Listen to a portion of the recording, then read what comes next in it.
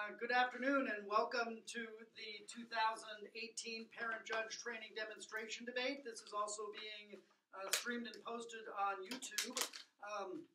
So we're happy to have anybody who is interested watching this debate. What we're going to do is a debate on the 2018-19 high school policy debate resolution about immigration policy. And we will also, during preparation time, be taking questions from the audience to sort of annotate what is going on during the debate. So enjoy. Anyone not ready? The United States federal government should substantially raise the annual limit for employment-based immigrants, eliminate the per-country limits for employment-based immigrants, and exempt the dependents of sponsored immigrants and individuals with graduate degrees in science and engineering fields from the numerical limit. The first contention is tech leadership. U.S. immigration policies are creating a reverse brain drain that will fuel China's technological development. It's not too late for the U.S. to regain momentum. Shang 18. Green cards are allotted by country. The backlog is now more than 10 years. Growing number of highly educated foreign entrepreneurs who started looking at opportunities, at least 57% of workers in STEM were born outside the U.S. Foreign students who used to stay are now returning to their home countries to start businesses. We're going to be competing with China if we keep going on the path. China will have more tech. China is catching up in advanced technology, but it's not too late. And yes, the U.S. has a major STEM shortage, NAE 17. 40,000 job boards daily study the number of unique positions being advertised online by U.S. employers. The U.S. has a persistent and dramatic shortage of STEM workers, a problem that worsened considerably during the first half of the decade. Job postings outnumbered unemployed STEM workers by a factor of almost 17 to 1. Employers still faced a dire picture. 13 STEM jobs were posted online for each unemployed worker that year, roughly 3 million more jobs than the number available. The share of unemployed STEM workers was incredibly low. The STEM unemployment rate had fallen to just 2.7%. And China is moving to develop artificial intelligence, but they will only be successful if they recruit away talent from the U.S. Barhat 18. There are growing indications that China, with its own army of tech-heavy hitters, is moving rapidly to close the gap. Generous government coffers, large population, a thriving research community, and a society eager for technological change. The recent immigration clampdown, the U.S. may be struggling to attract and retain highly skilled tech experts to keep at the cutting edge of AI innovation. China still trails in AI research talent. There is little disagreement over the potentially damaging long-term impact of the U.S. immigration policies, an area where America's loss could be China's gain. China is going all out to actively woo AI talent. And China can win this technological war. It allows it to undermine U.S. military leadership. Bay 18. The U.S. is already in the middle of its next great war. China's growing technological prowess is a threat to U.S. economic and military. The Asian powerhouse has taken on a leading role. The country has chalked up an array of impressive achievements over the last few years. AI is the most significant. AI may be the most important technological advancement of our lifetime. AI will have applications in military as well as civilian life. DIUX, headquartered in Silicon Valley, aims to ensure that the military can quickly adapt and integrate innovations. China could scale up its rapidly increasing tech abilities. China is interested more in national security. The country's immensity could make it a more even match for the U.S. China's hybrid economy offers individuals and companies incentive to push the boundaries in tech. China lags behind in the tech race. As the gap between them narrows, the U.S. will be forced to respond. AI applications will immediately. And the brink is now. China will be in a position to strike by 2020. Missouri 17. China wants to integrate AI into guided missiles in a timeline laid out within the new policy. Its companies and research facilities to be at the same level, become the world's premier innovation center. And tech innovation allows the U.S. to both deter and win conflicts. England 17. Research is the foundation for engineering invention, and that leadership in engineering underpins our national security and economy. The high ground in research and engineering is necessary to deter future conflicts and win future wars. The department recognized the need to stay technically ahead of the enemy. That is in partnership with commercial sector research. We must carry out research. Without the competition in the commercial sector that drives rapid innovation in engineering application, the government programs lack urgency.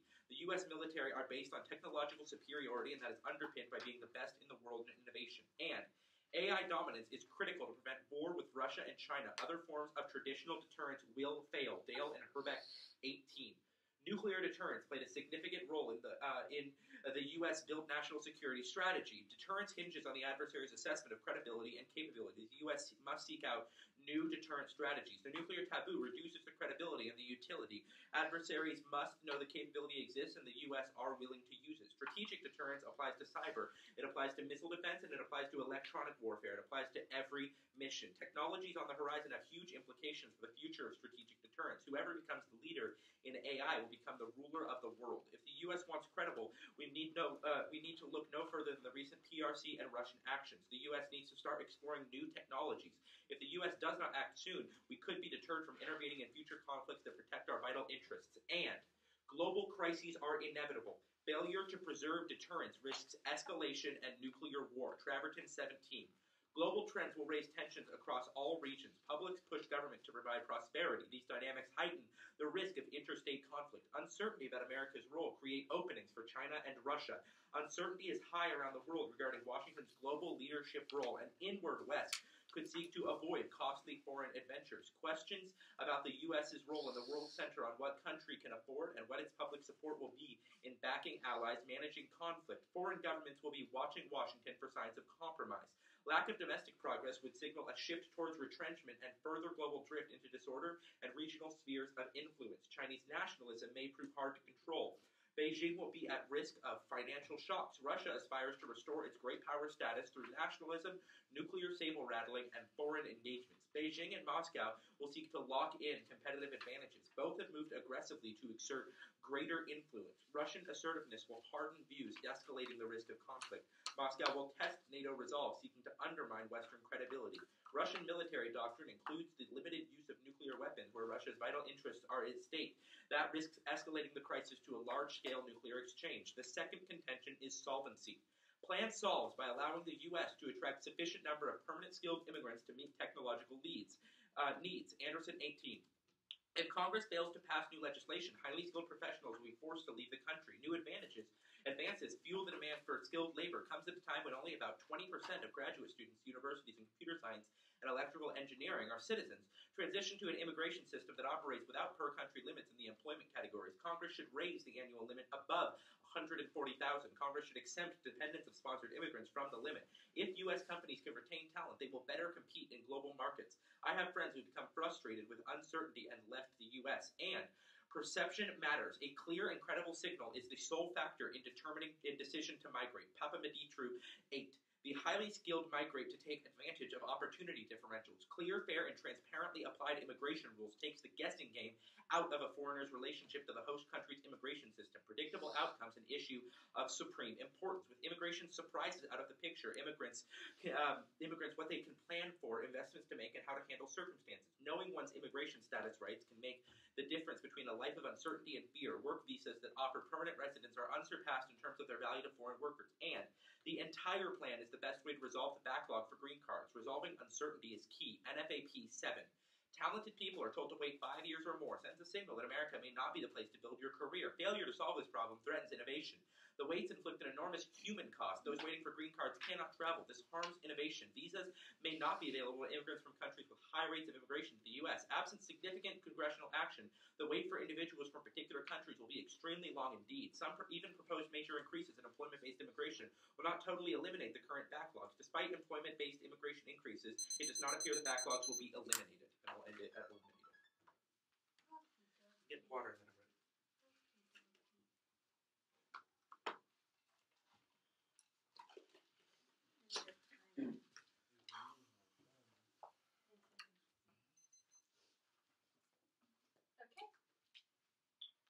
In the plan text, you say you're going to substantially raise the annual limit. What actual numerical amount are you going to raise it to? Yeah, I believe that is answered in the Anderson 18 card, which says Congress should raise the annual limit well above the 140,000 permitted each year. Okay, so just above 140,000 each year? Significantly above 140,000. Okay. I don't think that a specific number is uniquely key to acknowledging that we should raise the limit. And what are the particular kind of visas that you are changing this limit on? These are visas for high-skilled immigrants. So that it's would be one of the letters. H-1Bs? Very possibly. Oh, yeah. So It's H-1B visas. Actually, no. This Anderson card's very good on this. Okay, the so annual it's limit on H-1Bs. H-1B visas Your and It's employment-based also Bay- immigrants. individuals with graduate degrees in science and engineering. Okay. Yeah. Your Bay evidence says that China is interested in like defense. What makes you what in any of this evidence says China's going to use AI to be aggressive or to even combat the US? It says they want to use it for homeland security and defense. Homeland security against whom is the question that you really need to ask. Well, your If we both evidence substantially- indicates that it's like homeland security for their own people, that they want to prevent crime. I know, Yeah, but it also talks okay. about China's development in the area of hypersonic missiles and quantum satellites, which What are evidence offensive. is that? That is the Bay evidence. The Bay evidence. I don't believe you, but that's okay. What is defined as AI?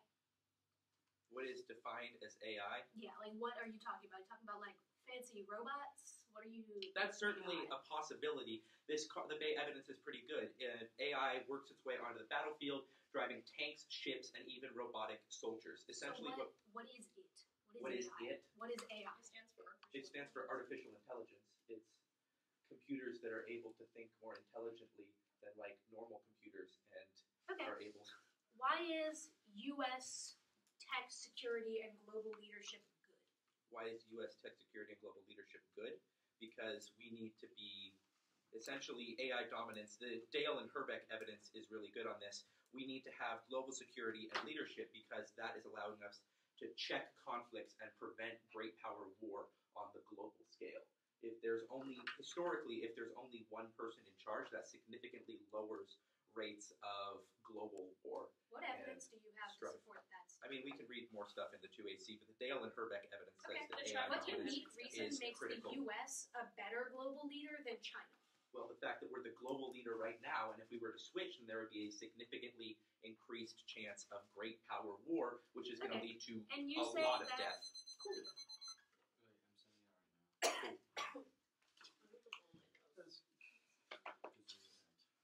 Oh, I think it's All right. Questions? Her questioning of him, that was part of the 1AC. Yeah, that was the cross-examination of the 1AC. Okay. Got it. And so there's no notes taken on that? Not usually. Okay. It's kind of a clarification time?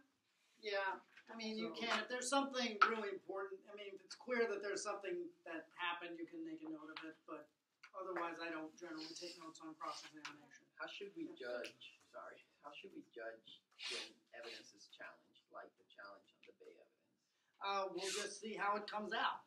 We don't know yet. It's much too early to think how we would think about that. So I was noticing that the one is the topic, and then every time he said "and," you did A, B, C, D.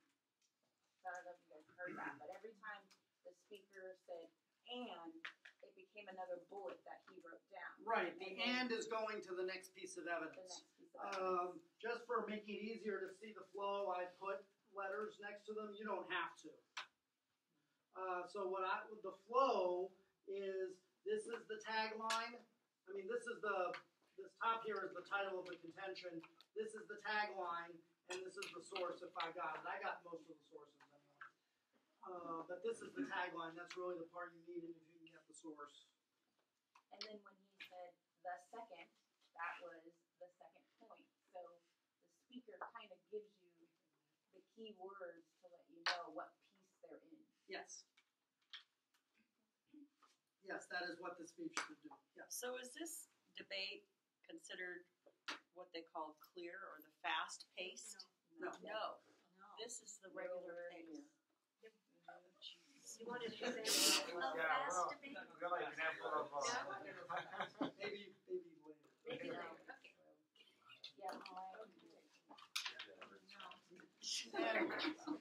Yeah, And I understand that might have actually been too fast for a couple of you. Yeah. And I understand that. And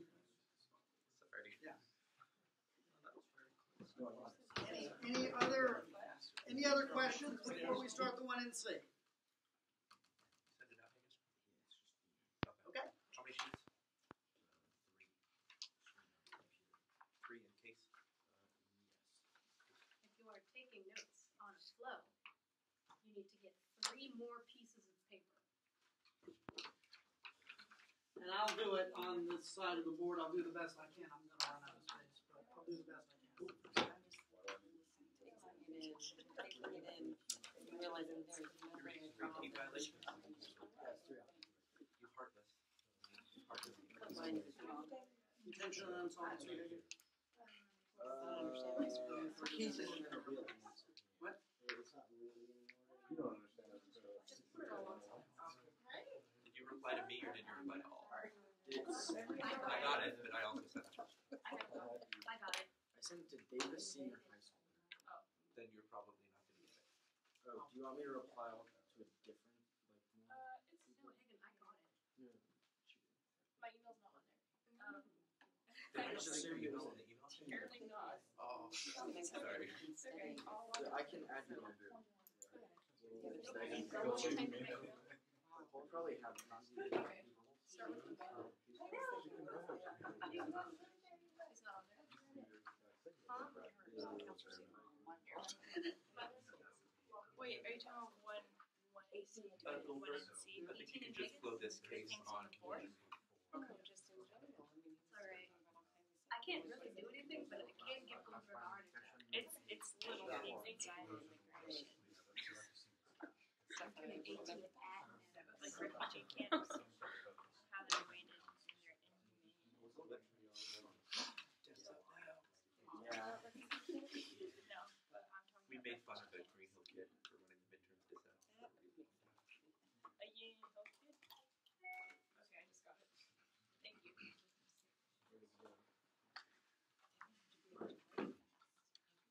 Are we ready? Steady. Gil? Ready. Ready.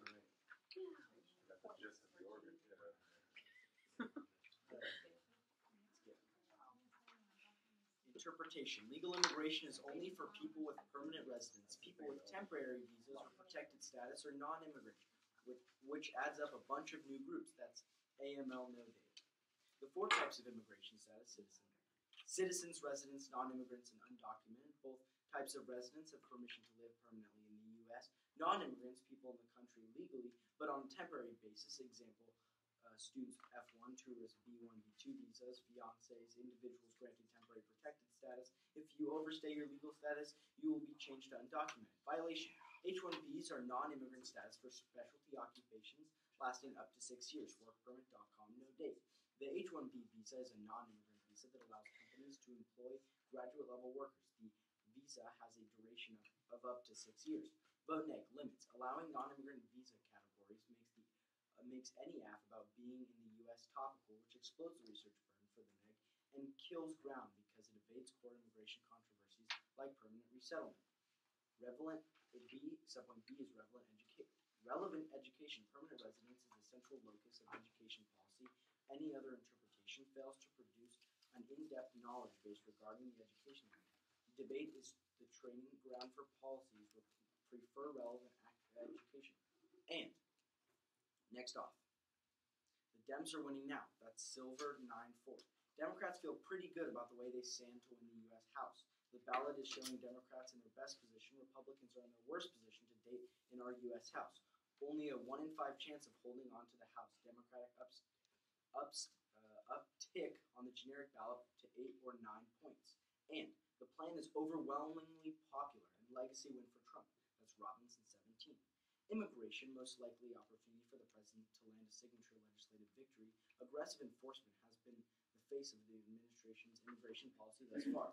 Overhauling the immigration system already enjoys major bipartisan support. Republicans in both chambers have already introduced 4 district bills that would provide undocumented immigrants with legal status. Immigration, one of the least controversial policy issues out there, allowing companies to recruit the top talent and necessary workers to fill the gaps of the American workforce. Broadly popular reforms that would grow the American economy go a long way towards supporting the administration's economic growth and job creation goals. But balanced against such a challenge will be enormous political upside of passing immigration reform, a legacy-making move for President Trump. And that saves the GOP in the midterm. That's Hawkins and 328.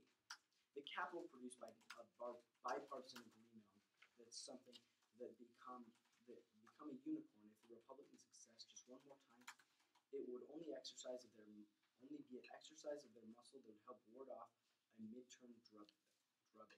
There aren't going to be any headline-grabbing measures before Election Day on immigration.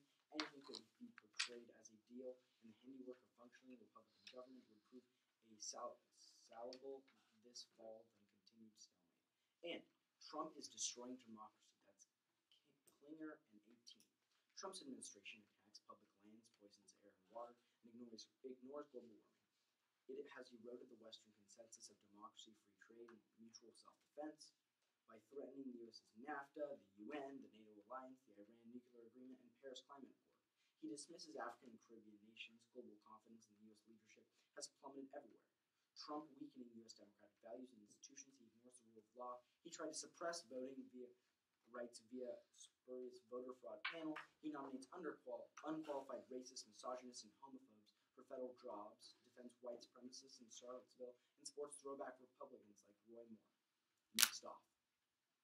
Japan should raise the annual limit for employment-based visa immigrants, eliminating the per-country limits for employment-based immigrants, and exempt the dependents of sponsored immigrants and individuals with graduate degrees in science and engineering fields from the numerical limit. And allowing more immigrants is the first step to solve Japan's population crisis. That's Menju in 17. The greatest crisis facing Japan is its population problem. Japan's population has been on the decline since 2010. Research shows even steeper declines are ahead. The population is expected to fall a drop-off larger than the population of Tokyo every 2 decades. Japan's aging society and diminishing birth rate are also a concern. The economic impacts of labor shortage are becoming apparent, but there has been no progress in achieving the aims of maintaining the overall population and rectifying the excessive concentration of the population industry in Tokyo. In the face of such a serious population problem, immigration policy would be a hot topic of discussion, but the current administration has shown no intention of adopting measures to encourage immigration. As a result, no vigorous debates on immigration policy are taking place in Japan. The current refusal of the government to officially admit foreign laborers heightens the risk of illegal work becoming more common and of more foreign nationals staying in the country illegally. Accepting immigrants would secure vital labor resources. In addition, the ambition to drive immigrants could inspire Japanese youth to enter a relationship of cooperation and friendly competition with the immigrants, providing trump card needed to revive Japan's fortune. On to case. The U.S. economy will grow at a steady and healthy pace. Speeding up will create an irrational exuberance and damaging bust later. That's Amito 613. The U.S. economic outlook is healthy according to key economic indicators. The GDP growth is expected to remain between 2 and 3% ideal range. That's Goldilocks economy. Growth at that pace leads to an overconfident, irrational exuberance. And power transitions don't necessitate war. Other methods of diplomacy solve. That's Liao in 16. Structural considerations of power shifts are powerful in explaining the occurrence of wars. Challengers do not have to go to war to take place over the absolute position, but can gain more power by revising the international system. The dominant state will start to be more sensitive regarding the challenger's actions. A power transition can bring the state a higher utility from initiating war, but it does not necessarily lead to war, considering that states have different preference orders and interaction processing is dynamic. War is not the only option for a dominant state to impede on the development of challengers or for the challenger to change the system and improve its international status. And competitiveness isn't real. That's Krugman and 11. Competitiveness is the hackneyed stuff and involved fundamental misconception of the nature of our economic problems. It's just wrong. This could be all too easily turned into the validation of the claim that what's good for the corporations is good for America, which is even less true now more than it used to be. And tech and AI are going to take over, and we should let them. They're simply better than humans in every way. That's Barron in 17. Super AI systems have been in many headlines this year. Every computer system is gifted with perfect recall. The conscious mind can only process about 50 to 75 bits of information per second. A computer does not have those limitations. A computer can access billions of pieces of information to apply against a real-time decision-making scenario. A human would only be able to consider a tiny slice of information, thus would be ineffectual at any type of real-time decision-making. Computers never get emotional or make bad decisions. Artificial intelligence will be the brain within every automated car. Computers are absolutely devoid of any type of emotion, and that's a good thing. If you're cruising down the road at 60 miles per hour in human traffic, human decision is making greatly affected by biological concerns, and the performance of a human in almost any activity can start to diminish drastically after a certain amount of time with no breaks between. One of the greatest fears of advanced AI systems is eventually transcend humanity and rebel against their creators.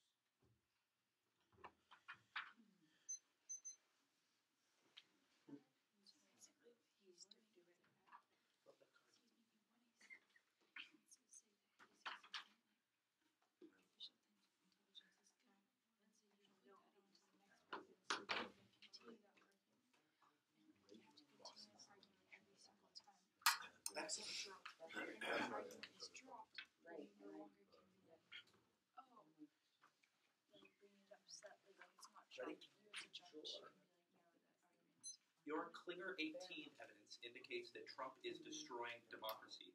How do Democrats winning back the House in November allow Trump to stop destroying democracy? How does it remove Trump? So we're able, it's not necessarily the removal of Trump, but able to check him on as many levels as possible. Do you You'd have also a card say for that? a House, well, it's, Your card is It's talking like about how he raises up racists, misogynists, and homophobes. I want to know how Able checking to the GOP in checking Congress him. solves that. like, check it, not only does it's able to, like, check laws and not allow laws to be passed that are going to be signed by the Can you name a administration single and law laws. that Trump passed that was racist and And misogynistic? it creates a precedent for the senator elections that are happening. Like, Can you name a single policy that Trump has passed that is... like his, I wanna his name- administration? Yeah, can you name a policy that Trump has passed? Like, yeah. Was that passed? I mean, yeah, it's Yeah, been it's- upheld, and Congress put up no fight against it. Congress, because it's being held by the GOP right now, is stalling on Or, like, DACA and is going to anything pass COVID. Okay, Sessions I have or another Boss question. did, Yeah, Come okay. on, You man. say that tech and AI are going to take over, and we should yeah, let them. we should. I want to know if in the world of tech and AI taking over, if there's a democracy. Yeah, there we is. won't, yeah, sure. Since you're in the interests of preserving democracy, as the dissent, what is the world of tech and AI taking If over we look win, like? AI is going to take over the world, and we don't need humans. Then we win the debate because the status quo is a better option. The status quo is tech and AI are The going to status take over quo anyway. is that tech and AI are growing now, Yeah, we should let which you- means that there is a certain inevitability to the claims made in the Barron's evidence, which means regardless of the Hold on, in this DA, evidence, it means that the status quo in this solves. evidence, where does it even say that AI is going to take over the world? where did it go? I need to find my one. Higgins got like 30 tabs open, but it's basically It's just alright like if you can't tech and find AI are growing at a Yeah, faster it's- rate and are more efficient than humans It's just could like- ever be. all the information, they can process stuff, they can be the brain of every automated car, they control our lives at some point. Alright, Okay, Um, on the They're on the go ahead. on the CP, I guess, where does this even mention employment-based visas? on In the card, in the Benju 17. it doesn't even like it doesn't need to. It's like It doesn't they- mention employment-based visas? It mentions and I guess- the population and like their people So they need working more for them. people. They need more workers and like more people in the Okay, industry so- to do everything. The employment-based visas are. I guess, like, definitely if your counterplan is you should raise the annual limit for employment-based immigrants, to what are you raising the annual limit? substantially. Substantially. Okay. I guess that's kind of what I said too, so I'm good with that. But where does your card actually advocate for that?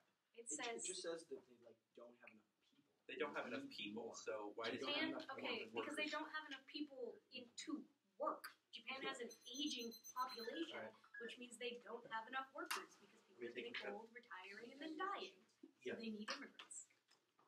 Hey, want some water? Yeah, I got you. why don't you just take the water bottle to the water fountain? So you can see what I did for this flow is here's the three off-case positions, topicality, dissent, counterplan. So if I were flowing this debate on paper, these would be three separate sheets of paper. And then I put the answers to the case right next to the case. Just flow them next to each other and we'll see what happens with these, but there'll be stuff here that continues over here. Can you explain the relevance of that again? What? What is that? Oh, these are the off-case positions. Off. So this is the topicality argument. This is the disadvantage, midterms. This is the Japan counterplan. And I usually put them on separate pieces of paper because who knows how many answers there'll be. But I don't have that option here on the board. How did you figure that it was a counter rather than? Oh, because the speech started that Hagen told me that there was going to be 3 off-case positions. When I said you needed 3 more pieces of paper, that's So, what that was about. so I knew there was going to be 3 off-case positions. He told you that, did I just miss that, or did he tell you that We all before you missed started? We didn't understand. What I'm asking is, will the person tell us that ahead of time? Yes. Then, okay. You just gotta pay attention. Yes, hopefully so. And try and make that a little clearer, yes. Welcome back to school. Other questions?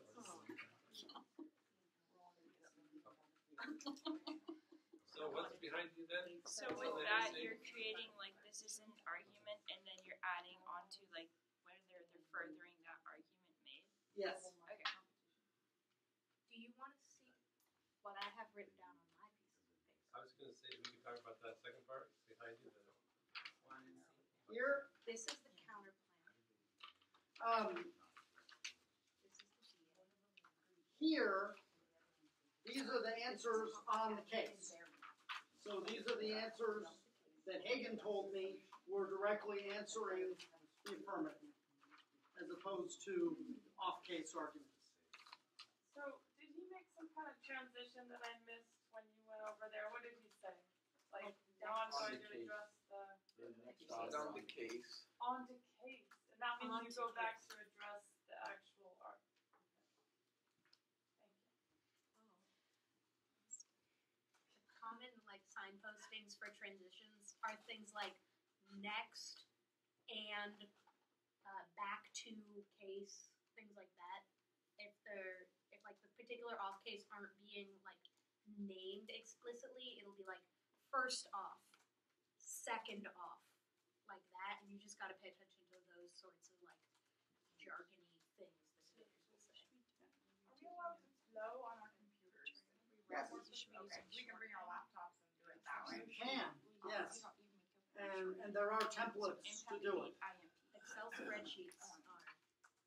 That would be an awesome thing to add to that. I mean, we can Google, but if you have any templates, you can figure it out. I'll see if I can find one to attach. I don't flow on my computer, so I'm not sure if I have one handy, but I'll find one. Off case. Any other? So we're expecting to debaters to continue on with Trump discussion and also AI and also Japan. So all these things eventually come down to immigration issues, correct? Yes. Although I may not see it clearly now, but I'm expecting that it'll come. Yes. Okay.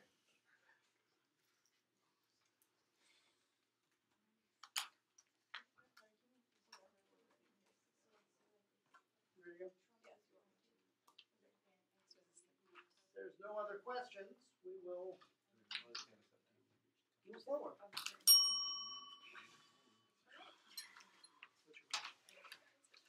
What is this supposed to be? Nothing. Nothing. Okay. We just found a bell. Oh, wow.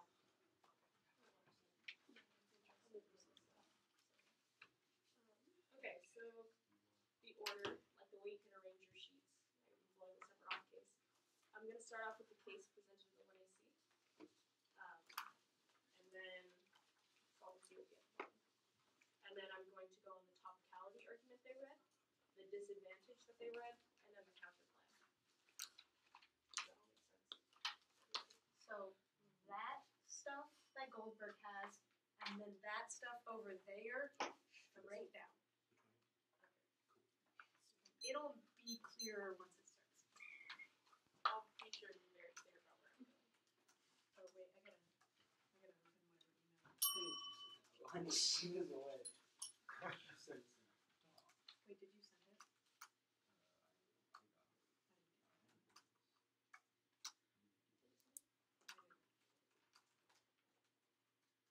Maybe you might have just replied to Hagen.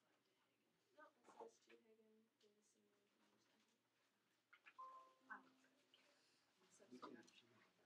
just go. Are you sure?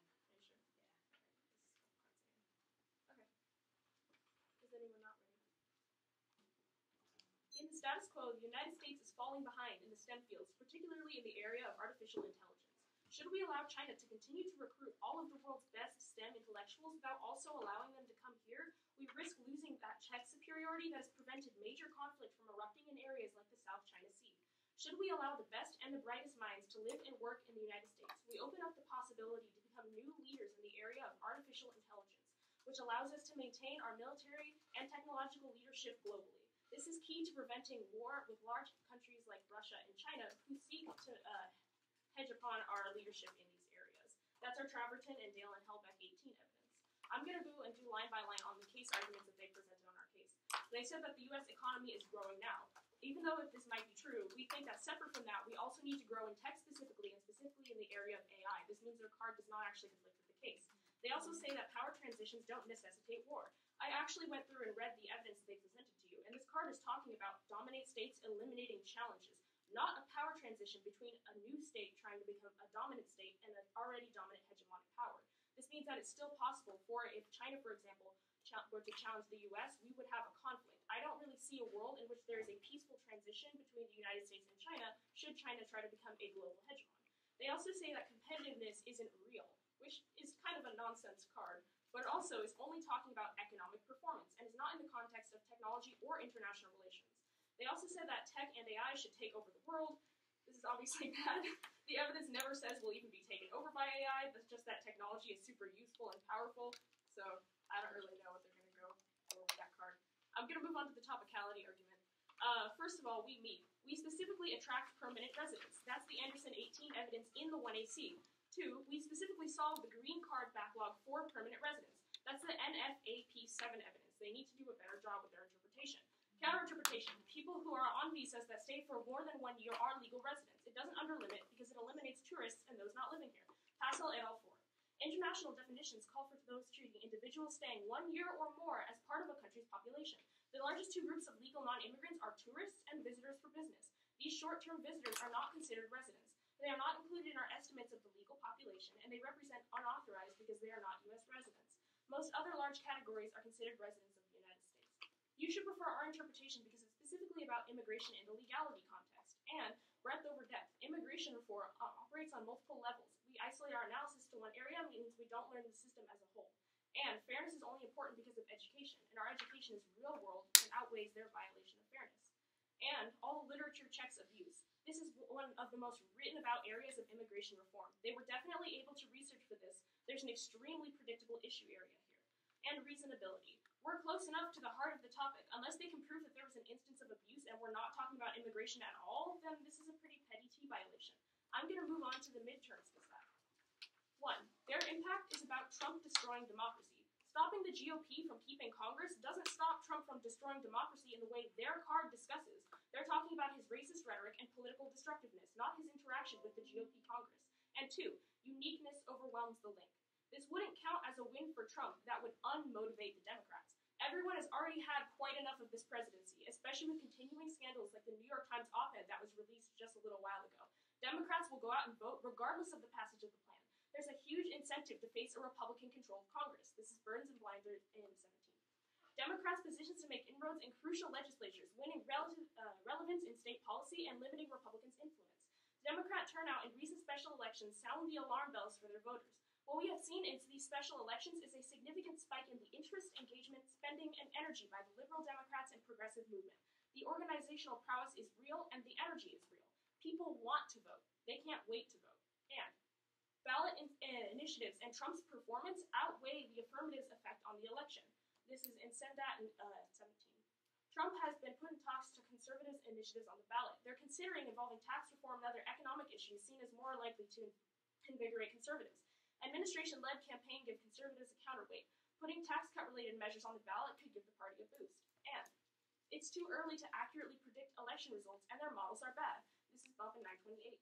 The generic ballot question is a bad poll question, a bad predictor. This is far out from the election. The generic ballot average was far away from the eventual result. 2 are overestimating Democratic vote totals. Polling is going to be way off. 400 days out, the polling average overestimated the margin in favor of the Democrats. Democrats have low I'm going to be moving on to the counterplan. Alright, first of all, those who do want the counterplan are already implementing it at the local level. This is from their own evidence.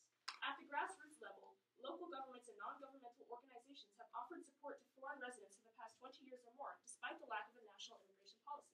40% of local governments have formulated a multicultural coexistence promotion plan to support foreign residents. And the counterplan does not solve the impact. Great power war occurs if the U.S. does not get more tech workers. The counterplan still causes the impact of the 1AC. And they have no solvency advocate. Their card is not in the context of high-skilled labor. It is just about normal working labor. That means that the U.S. can still take high-skilled immigrants. That means there's a permutation do both. Skilled laborers can still come to the U.S. They can just take more immigrants from wherever they're drawing immigrants from. And they say that we need a workforce to support an aging population. But how does tech and AI research support an aging population? This computer just, I think, died. Oh, no, we're good. They can't solve for their own impact. And permutation, do the plan, then the counterplan. What is necessary is checking China and preventing a great power war. They have a much slower occurring impact with the aging population. We outweigh for urgency and magnitude. We can prevent the aging population later, the problems that would stem from that, but we should probably prevent great power war right now while we can, especially since our evidence in the 1AC says that great power war will occur by 2020. That's all I got.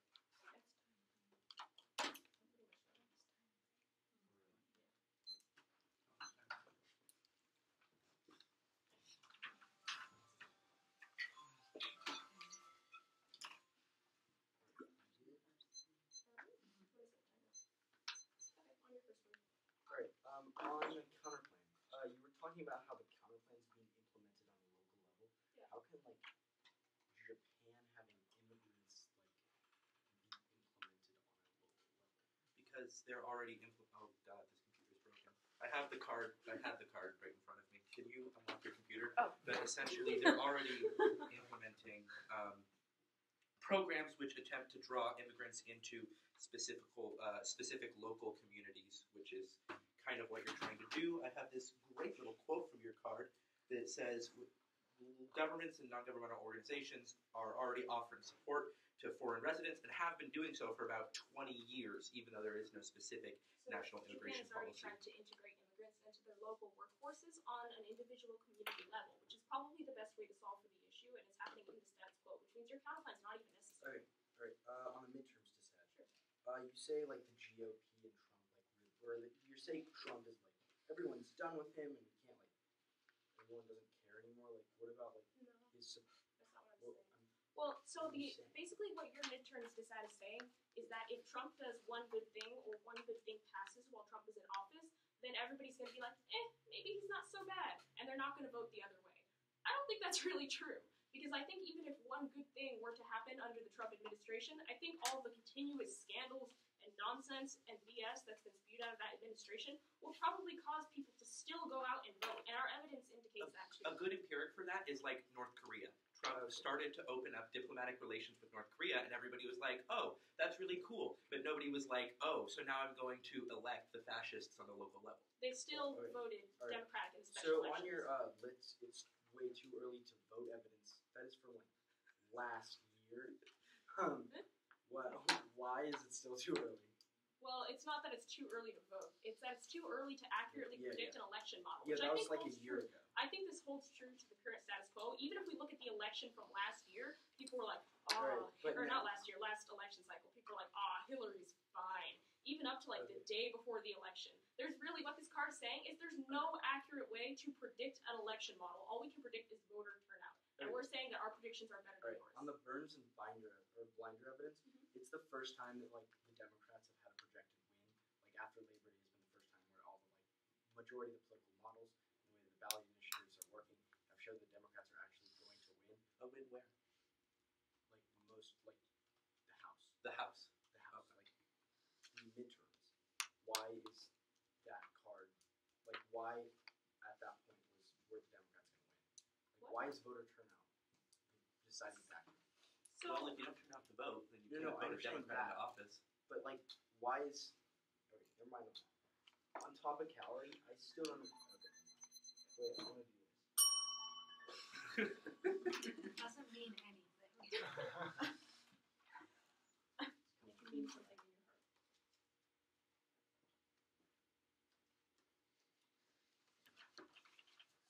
see, I put the answers on the case next to what they said. And just a note, particularly as we go forward, I use a lot of abbreviations, and as you do this, you'll come up with your own abbreviations. But, I use US, STEM, C is China, R is Russia, various other things to shorten what I have to write. And then here's the answers to the topicality violation, right next. Here's the answers to the disadvantage. And then I had to go down a little bit because I ran out of space, but here's the answers to the counterclaim. And on 3 different sheets of paper, I'd have a lot more room here, and then I'd have more room over here, but we do what we can. Questions? Is everybody totally confused? Yeah. I think you are right, though. Things are starting to clear up as we go along. That totally just happened. So that's good. Still confused. This is about immigration or artificial intelligence. We'll deal with that. That will be dealt with. Well, that's remember this morning we talked about a link, and that's what we, if there's no link, then those arguments would lose. And that's what this is about. There are arguments about why those things are related, and why there's a sort of a logical chain between them, and we'll see how that comes out in this debate.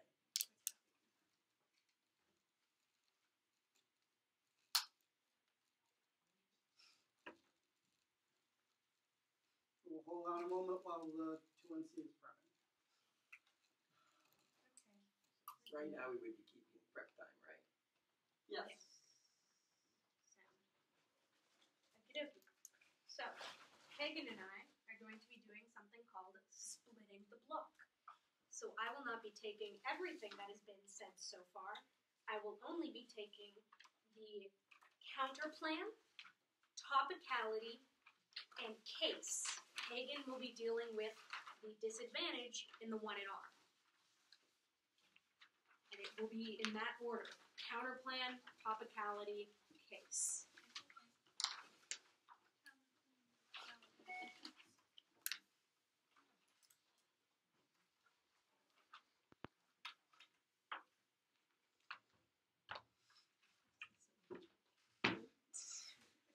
Yeah, I don't know why it did that. When I log into my email, like on gmail.com, it sends all of my emails in red. That's cool. It's just more fun. Actually, probably. Yeah. It's kind of scary. I don't like it either, but I don't know how to change it. Did you embed all of the cards into the doc? I did. Oh, you did. Those are Oh, no, he's already. I'm just gonna go off yours because I'm confused. Hey, Mom. Oh no. See? It's literally going on YouTube. You don't need to record me.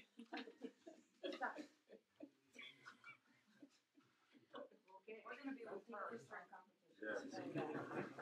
That's actually illegal. Unless you don't get caught. Okay?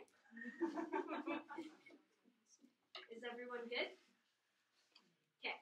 On the counterplan, we are not going to go for the counterplan. It should not be evaluated in your final decision of this round. We are going to concede the permutation, that the counterplan does not solve the affirmative, and that there is no reason that these 2 policy proposals are competitive. That means the counterplan can be ignored. On to topicality. Now they say that they meet, but they defined in the 1AC that the type of visa that they are talking about are H-1B visas. This was asked of the 1A, and he responded with H-1Bs. H-1B visas are not green cards. That means that their own evidence is talking about a different kind of visa system than the one that they have said they will defend, which means they do not meet our definition that immigrants are only those receiving legal permanent residence. That is our AML evidence. And that their own evidence says that they include any person that is here for over 1 year. The problem with this interpretation of immigration is that it includes those on parole or under temporary protected status, which are people who are here temporarily because of a natural disaster or conflict within their own country, but they are not actually intending to stay in the United States. They're not even allowed to stay in the United States permanently because of the way that those systems are included. Because parole and temporary protected status would be included under their definition, but are not actually categories of immigration, you cannot vote for the affirmative to be topical under that definition, and must vote negative on the interpretation that only legal permanent resident status are immigrants. And now our work permit evidence specifically states that H-1B visa holders are not legal permanent residents, which proves that the type of visa that they are defending does not fall under our interpretation of what immigration means. Now, they say that they access the legality of immigration, but the interpretation read in the 1NC accesses this better because we have a more narrow definition of what actual immigration is versus non-immigrant visas. The distinction made in the 1NC is hyper-necessary in a very technical, policy-centered view of immigration, which means that our definition of immigration accesses legal education much better. And now they make this breadth over depth argument. But the problem with breadth is that it screws the negative out of all of our prep work and makes it far too hard to be negative. The debate is structurally favored to favor the affirmative. They speak first and last and get to decide what we will be discussing in this round, which means that some amount of give must be given to the negative team in order to combat this structural disadvantage, whereas breadth over depth actually reinforces the structural advantage that the affirmative team has, which means that you must vote on depth over breadth in order to keep the negative in the debate. Now they say that fairness is better than education. But we access, they say that education is better than fairness, I'm sorry. But we actually access relevant education better than they do. And we never really made a fairness claim other than to say that it is simply unfair to keep the negative entirely out of the debate. It might be good to learn about U.S. foreign policy with North Korea, but that is not the topic. Do not let them say that because they give you some kind of good education that they should be topical. The education must be hyper-specific to the policy topic that we were given at the beginning of the year.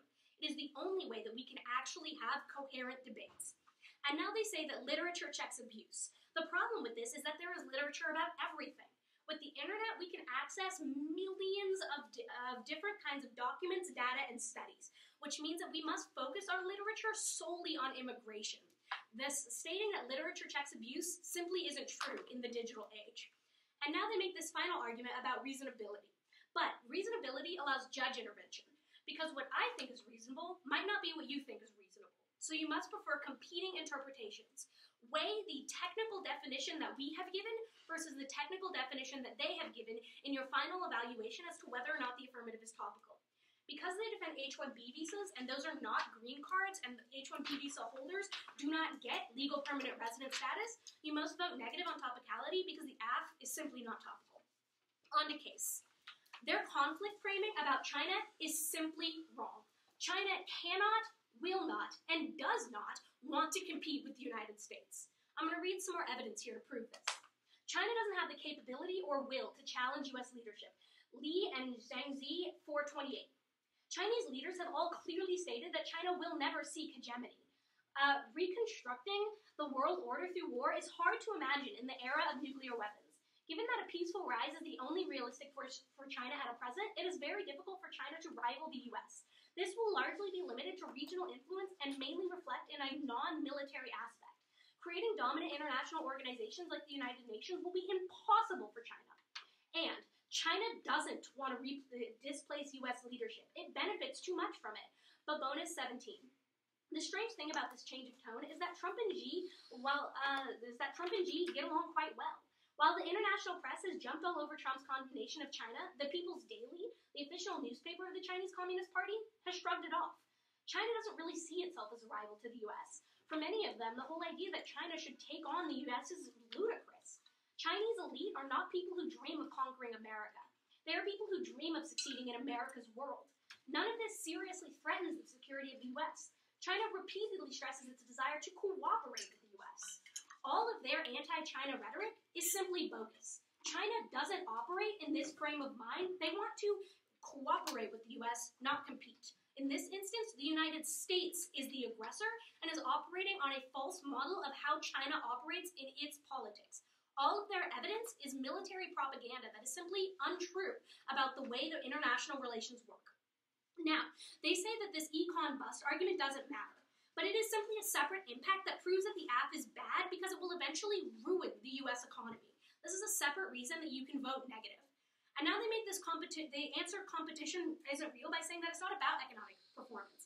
But much of their evidence talks about the economy and the military being tied together.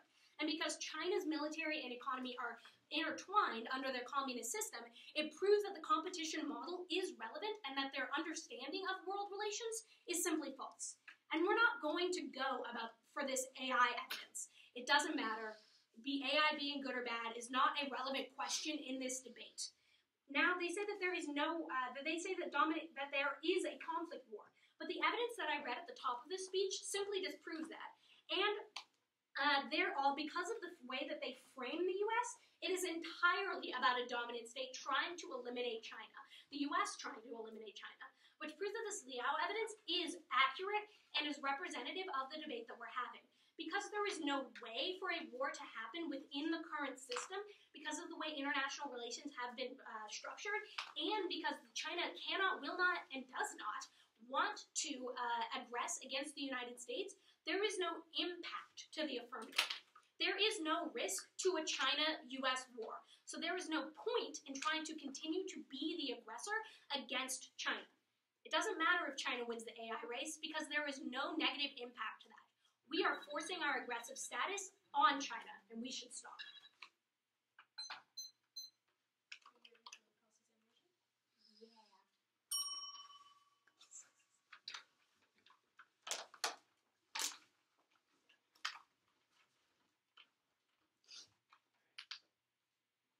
Affirmative discussing employment or discussing employment in the context of technology, is there an affirmative that can exist under your topicality interpretation? Yeah, EBs. Okay. And so is that a discussion of AI? It can be. EBs are simply just permanent versions of H-1Bs. Okay. So because you chose to define in the 1AC the type of visa that you are defending as H-1Bs, you should not be allowed to read this version of the affirmative in this debate round. How does that specifically harm you? If it's the exact same discussion, and we're talking about it's because AI. of what you justify, not what you've said. Oh, because you allow temporary workers or temporary visas of any kind into the United States and make that a part of the topic, it structurally skews all debates towards the affirmative because of things like parole, TPS, or asylum claims, which means that it is the model of debate that you are forwarding for this topic that matters more than this individual round.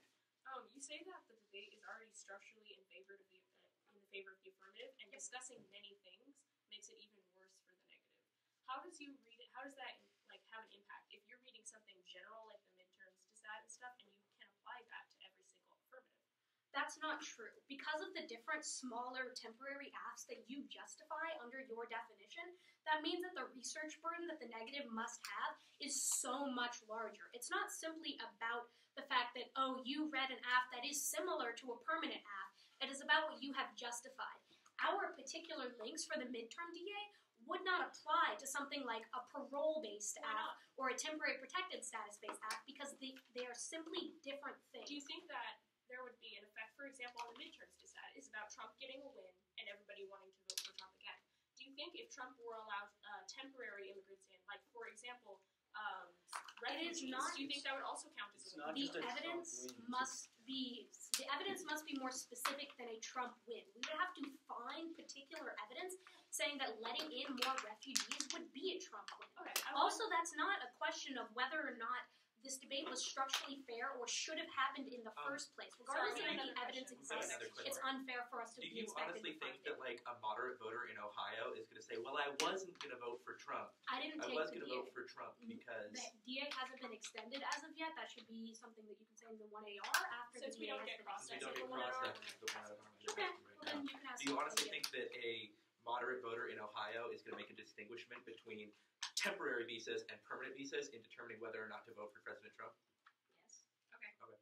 I'd like to ask about your economy argument. You say that this proves the affirmative is bad because it ruins the economy. Where in your evidence does it talk about AI speeding up the economy to ruin past 3% GDP? It's this evidence talks about how increasing immigration for the purpose of increasing tech leadership is something that will speed up economic growth to the point where it overheats. Your and card crashes doesn't the say economy. immigration. I'd like everybody to know that. That's cool.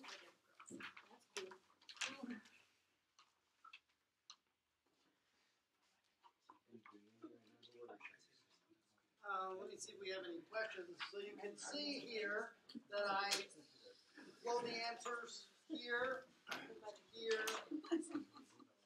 here, and it's sort of mushrooming this way. And you'll see it sort of, it'll taper back at the end of the debate.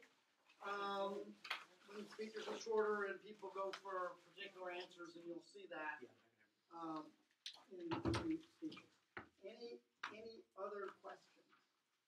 Are you gonna like read the whole board when you're done, so we can read your flow? You can come up and look at it. Okay. I guarantee nothing about my handwriting.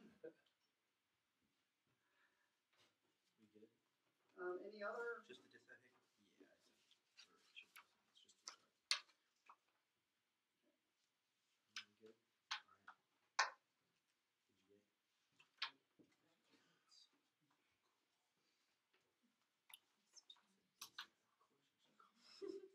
Okay, I just got it. I don't think I've been in a decide debate in months. We're good? Yeah. Alright. The dissat outweighs in turns case. The silver evidence indicates that through a bunch of different political predictive analysis models, winning anywhere between 7 and 14 points, the Democrats are currently on a fairly good path on winning the House. Some key races, such as Virginia with Leslie Cockburn and versus Desmond Ribbleman, or Michigan, which is Alyssa Slotkin and Mike Bishop, and Gretchen Briscoe versus Tim Walberg, basically all coin flips that are now slightly favoring Democrats, which would determine the partisanship of those states. The plan is a liberal immigration policy, or mostly a bipartisan immigration policy, actually, which evidence indicates, that appeals to the current moderate voters who are currently kind of moving towards the Dem because they're really tired of the Trump stance on immigration policies, but the plan saves the GOP for the midterms and prevents any progression for the Democrats in the House or the Senate. The impact is democracy. Even in his first year of office, he's slashed agreements like NAFTA, the Paris Accord, threatening NATO, pulling out of the UN Human Rights Council, electing unqualified racist, sexist, homophobic officials for cabinet seats, basically endorsing Charlottesville and trying to wean his way out of the very condemning Russia investigation. You want to frame this debate through time frame and probability. The impacts presented by the AF are honestly kind of silly and are probably not going to happen. We're seeing current impacts from the Trump administration now. Betsy DeVos just made it sexual assault cases in schools almost impossible to win. Jeff Sessions has pretty much closed off the U.S. to victims of abuse and seeking asylum, and checks need to happen. Kochanoff is going to be sworn in now, and that creates a new urgent setting for our impacts. And Democratic control stops Trump from destroying democracy. That's Woolman and 18. Republicans are promoting the idea that the GOP must hold onto its majority in Congress to save the president's agenda. President Trump is a threat to our democracy. Trump views a free, unbiased news media as the enemy. He displays disdain for facts. He's acted contrary to the separation of powers enriched by our Constitution. He undermines government institutions. He has alienated and confused America's allies while showing affinity for enemies. The president has fostered division rather than unity. His lawyers suggested the possibility of an imperial presidency, that Trump can pardon himself should need arise, and the incapable obstructing of justice. Voters can help save our threatened democracy and civil life. Democrats in Congress could counter the Trump administration's threat by promoting legislation that upholds our democratic principles and blocking which does not. They could investigate corruption and illegal practices and display more oversight over the administrative actions. Onto the line by line. They say uniqueness overwhelms the link, and it's not a win. It's definitely a win. People like moderate voters. Immigration is a fairly large subject for them. Especially with his opinions that they are probably against. People still care. The Senate hearing shows that there's people were literally getting arrested because they wanted to stop what he was doing. And they say the Democrats are going to win. And after Labor Day was the first time the Democrats were actually projected to win. That is that was the same thought about with the Trump. It was the same predictive analysis of the Trump administration. And they say the GOP is a GOP Congress win. Congress can't actually do anything about Trump's powers and the things he does. And yes, the Senate is the House election is a kind of a preempt to the Senate elections that are eventually going to happen. And us being able to sustain the House is able to help the Democrats gain momentum to be able to have people like in Senate hearings, in the Special Investigations Committee that are Democrats and are not just trying to get like his silly justices in. Because some of the Supreme Courts are on edge, this is also another key reason that we have to have political power to check Trump.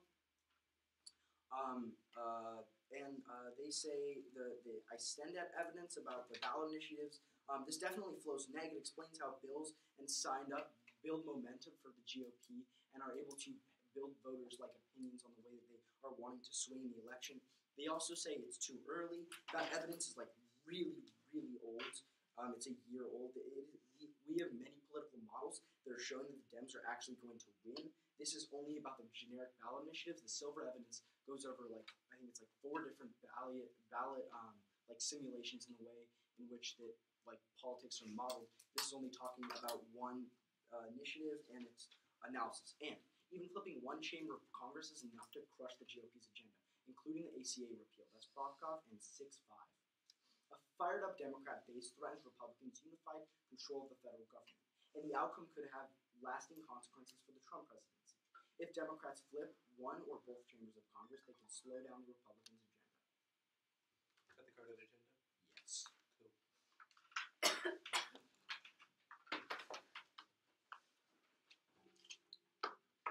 So that was the 2 negative speeches back to back. And although this looks like a mess, this is why it needs to be on 3 pieces of paper, because it would be a little clearer if it was on 3 sheets of paper. Yeah. So I'm going to jump here and try to figure this out. So are they saying that their counter argument, if Trump wasn't in office, then immigration wouldn't be an issue? Where's the tie between the 2? It's that if the plan happens, moderate voters who are leaning Democratic now will see Trump as not such a bad guy and will flip and support the Republicans. And so if we do the plan, it'll actually change the outcome of the midterms. And what does that have to do with immigration? Not much. It's one of the consequences, right? It's a consequence of the plan. But you're going to keep Trump if you go with this initiative. Right. Yeah. Yes. So they're throwing you off from the topic. No. It's a phys ed. It is an unforeseen consequence of the plan. Right. Unforeseen consequence of the plan. Yes. Well, We have to find a reason why that won't happen or why it's not. I need to know.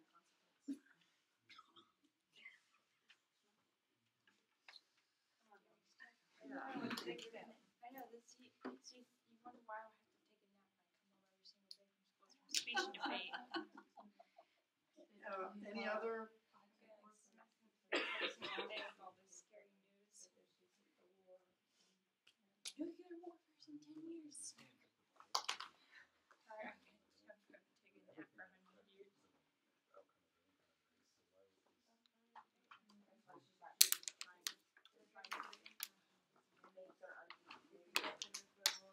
They're just also much smarter than we are. You said that their argument wasn't worth it, so I stopped writing about it.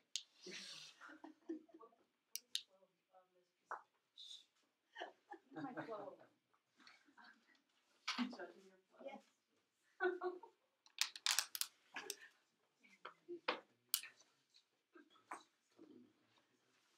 So I'll give you my notes and you can copy them in the debate. Like I'll give you important stuff you should think of just so it's easier for you to judge and you can just put them on note cards and lay them out.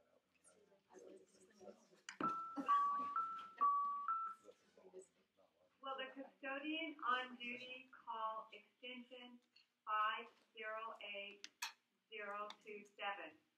Will the custodian on duty call extension 508-027?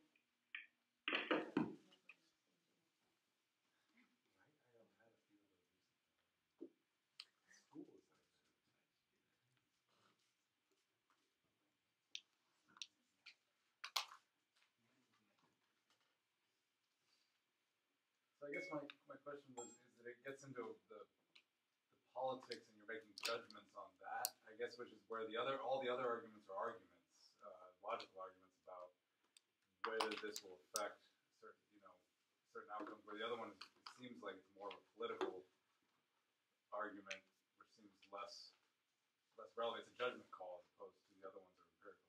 The disadvantage is, like, what are the political implications of the plan? And we've both read evidence that take that judgment call and make it in one way or the other.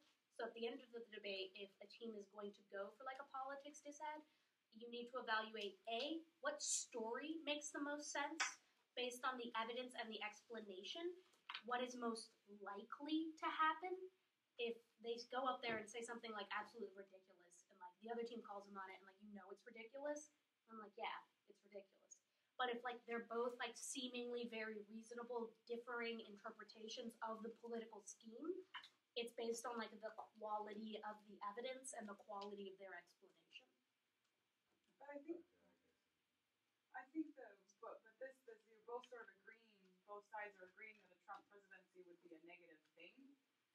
And so I guess what Ben's question is that assumption that's agreed upon, and then you guys are obviously saying it's going to increase the likelihood of a Trump presidency persisting, and you guys are saying that doesn't really matter. We have all this, and this one outcome of immigration won't affect how much people don't like him. Whether you like him or not like him. But the assumption seems to be the curious thing. Huge assumption that you're maybe throwing in there.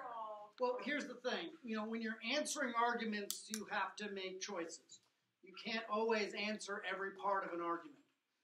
There's just not enough time. So, sure, the 2AC could have argued that the Republicans winning the midterms is good.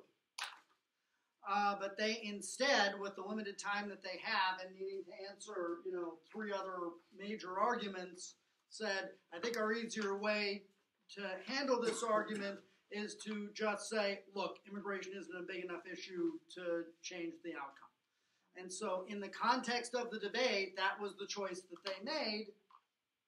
And so in the context of the debate, yes, we're assuming that the Democrats winning the midterms is good. And again, this is where checking your personal views at the door can be difficult, but we have to do it. Because again, we don't know if you're Trump supporters or Trump haters in the back of the room. And the other problem is you just can't make every argument. And so... And you couldn't do an and? They couldn't do both? They couldn't say, not only would a Trump presidency not be bad just for the sake of it, and also, or couldn't they say the country is split on whether that would be bad or not, and also this won't affect it? Sure, they could have, but they also had to answer the topicality argument. They had to answer the counterplan and answer all the case arguments. And so with the amount of time they had, you've got to make a choice. You can't make all the arguments you want to make, and their choice was not to make that argument. So that's just how it came out in this debate. So regardless of political view, to evaluate somebody's presidency, whether it's good or bad, it takes years and history to tell. So what is the point of dragging down debate that way when there isn't going to be a real conclusive result of a presidency at the end of 4 years? The argument that the negative made was that the Trump presidency is bad and will destroy democracy if it continues without a check of a Democratic Congress. The affirmative made the decision to not challenge that impact claim and to instead challenge the disadvantage at the link and internal link level. Gotcha. And so, that's just what they decided to do. Yeah. I'm sorry, Jamie. What are we supposed to do with that fairness argument? That's like the actual debate itself is not fair because the affirmative gets the advantage and all that. Whatever you kind want to. Sort of compelling to me. It's whatever you Right. want to do. I kind of think that's true. Right. That is about, you know, in topicality, we're trying to figure out what should the words of the resolution mean. And part of that argument is, you know, we've got differing interpretations of what the resolution would mean. And part of the argument about which of those interpretations is better is which creates a fairer debate. And that's where that is being used. Is that like using parliamentary procedure kind of to get, I mean, are you using, how do I describe this? It seems like is it a common, like a way of fighting against that? Yeah, it is.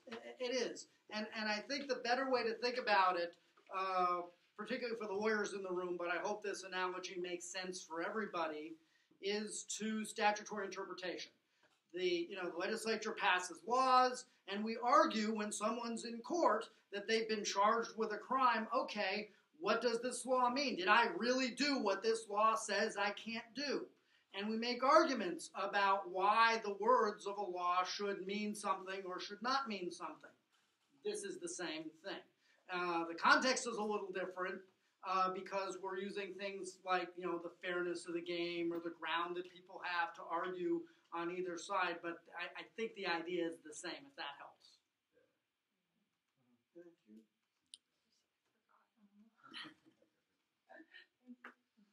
Any other?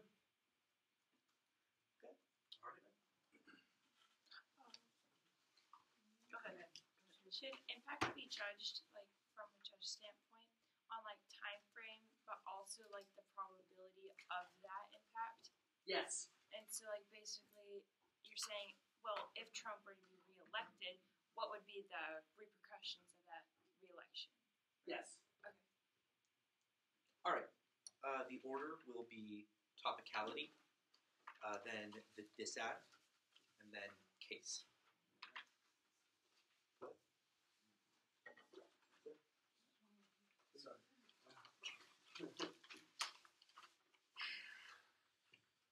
All right.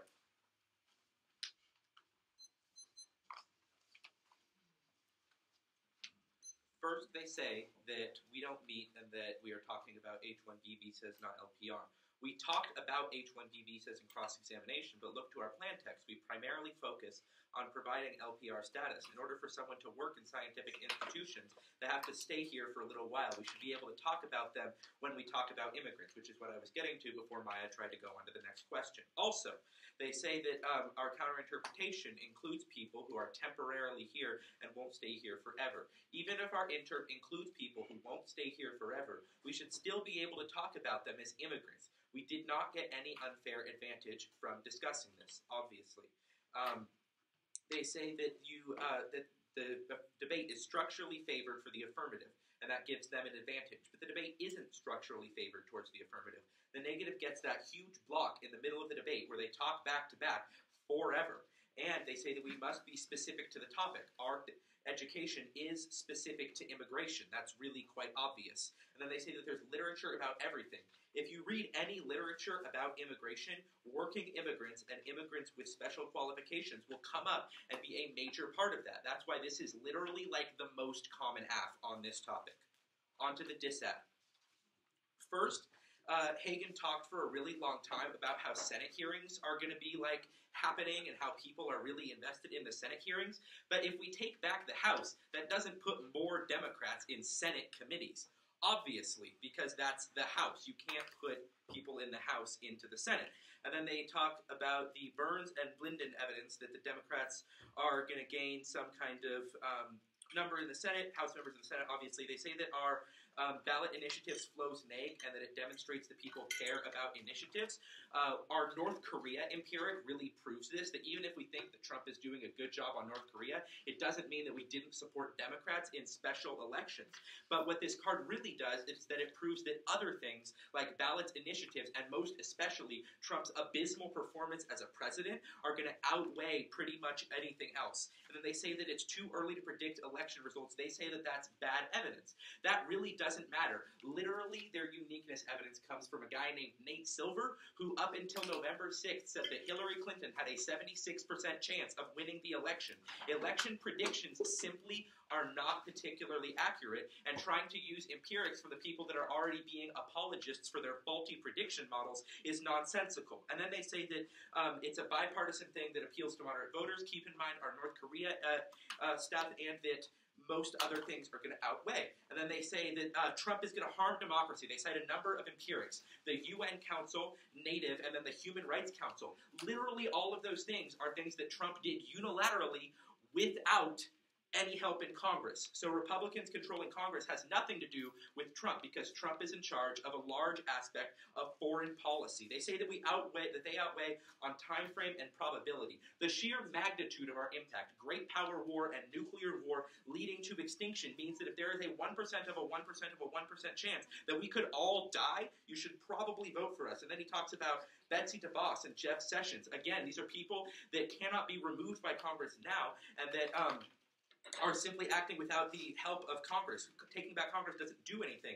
And then he talks about Kavanaugh. There's no evidence that Kavanaugh isn't going to be confirmed before November, and Congress can't check the Supreme Court. This really has nothing to do with it. And they say that Democratic control stops them from destroying democracy. All of the cards that they read on here talk about how, like, democratic control means that we can, like, talk about issues and propose initiatives. That can still be done with a Democratic minority. And they say that they promote legislation that upholds democracy.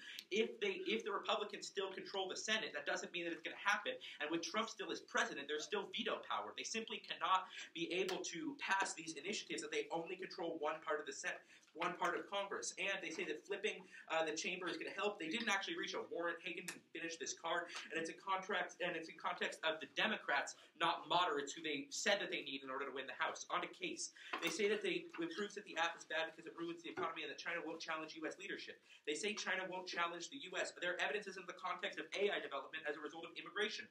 Ours is. Our Bay evidence says that when China develops its AI capability by 2020, they will be ready and willing to challenge the United States on a military level. And this econ stuff literally makes no sense. In context of the United States, this is in the context of the United States, not in the context of immigration. And Maya tried to spin this in the 2NC and say that no, because China's immigration and economy and military are tied together. But this wasn't about China. It simply said that if the economy improves too much, there will be too much irrational exuberance, which isn't an impact or a reason to vote.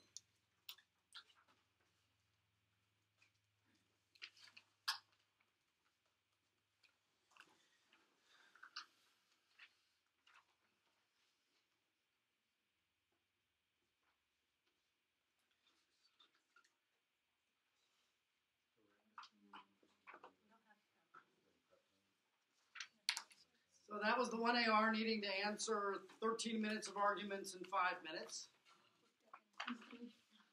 And he got through it.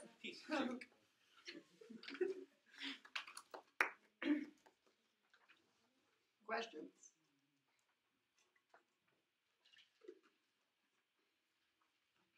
When you're doing, when you're answering 13 minutes of arguments, like for strategy, should you like pick like super big topics that possibly the judge is the most knowledgeable of? I mean, not necessarily that the judge is most knowledgeable of, but the 1AR will need to pick. You know, there's, as you can see, there's a bunch of answers on each position, and Jack didn't talk about all of them. Right. He just picked and chose the ones that he thought could win them the debate in the 2AR. Right. In the last speech. And that's what the 1AR has to do, because it's impossible for the 1AR to go for everything. In between rounds, how much time do we just let them do what they want? Or we start prep time, or in between? Well, I don't know. There was a big pause. You were still writing on the board, and Well, still working and all that stuff. So I don't know. I mean, prep time generally starts at when the speech is over. That's what I'm asking. How Yes. strict are you supposed to be about that? Yes. Pretty strict. Ish, yeah. Guess it depends how long you want to be there. Yeah, I was gonna say. I'm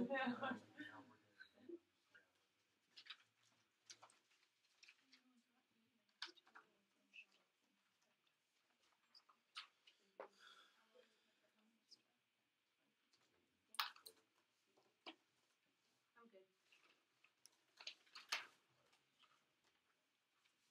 Shorter. Topicality. Actually, no. DA topicality case. Disadvantage. The topicality violation. Case. This is 5 minutes. Speak quick. Speak Gonzalez. Okie dokie. We are not going for the disadvantage. We can see that there is no impact to a Democratic win because they cannot change the entire face of the U.S. government, and that we cannot predict elections. They're empiric about May Silver being wrong. We'll concede that that is true. On to topicality. Topicality is the meta-level framing question of this debate. If you could believe that they are not topical, nothing else matters. It is a structural question that comes before any of the content arguments made in this debate. I'm going to extend our interpretation. The only form of immigration that actually counts is those that are coming for legal permanent residence. That's our AML and work permit evidence, read in the 1 and C. They keep saying that they only mentioned H-1Bs as a particular example, and that their plan text specifies permanent residence, but that's simply not true. Their plan text only says high-skilled immigrants, and within U.S. legal immigration code, high-skilled immigrants are defined as those receiving H-1B visas, which are not permanent. If they had wanted to talk about EB-5 visas, they should have A, explicitly stated it in their plan text, and B, made that the first example when they responded to my question about what type of visas they were talking about. Because they only ever said H-1B, you can only grant them that they are defending H-1B visas. And that is the most logical definition of high-skilled immigration visas based on how it is used in U.S. legal immigration code, which means that we access all legal education better than the affirmative team, which means any education impact about the value of this debate flows negative. Now, they didn't respond to the model of debate claims. It doesn't matter if they haven't particularly been abusive in this round, because what is more important is the model of debate that they have forwarded using their interpretation. Under their interpretation, parole asks or temporary protected status asks would be topical. But those affirmatives simply skirt the larger question of whether or not we should be allowing more legal permanent residents into the United States. Those things are also negative ground because there are reasons that the affirmative does not need to use legal permanent residence in order to solve their impacts, which means that they are further skewing the debate towards the affirmative. Now, they say that the neg block that means that the debate favors the negative, but the fact that the affirmative team speaks first and last, and the affirmative decides what we will be discussing in this particular debate round, means that the negative block simply doesn't matter in context to the larger things that favor the affirmative in this debate. Now, they've extended this literature argument, but it simply doesn't matter. There's literature on everything, and we should be focusing on the topic, not whether or not something is accessible. Just because I can find evidence on something doesn't mean that I, as the negative, should be expected to. It is about the model of expectations of research burden that should be forwarded in this debate round. And their research expectation of the negative is way too high. Now, I'm going to extend this competing interpretations claim. You must only evaluate this debate on the technical definition used. Whichever definition creates a better model for debate is the one that should be used. You should not vote on something being reasonable, because that allows too much judge intervention, because people's definitions of reasonability are different. At the end of the day, we have won that the affirmative is not topical, and they should lose automatically, because that is one of the core stock issues of debate. It means none of their impacts matter, but I'm going to still go on to the case and refute it. T comes first, but even if you buy that they are topical, you can still vote negative because there is no impact to the AF. China has no interest in combating the U.S. All of this aggression that we say China has towards the U.S. is simply us projecting. The U.S. is the one that is being aggressive, and our Li and Liao evidence has proven this. Our evidence doesn't need to be in context specifically of AI dominance because it is about China's larger global goals. They have no interest and will never have any interest in displacing the U.S. as the global hegemon. They want local, regional, and national control, not displacing the U.S. as the world power. We have stronger evidence on this that proves that there is no war impact to the 1AC. At best, it means China's better able to compete with the U.S. in a U.S.-led system, which doesn't result in war. There is no historical evidence to prove any of their claims. All of that being said, the content of the AF doesn't matter, because they are simply not topical, and you can vote negative on topicality.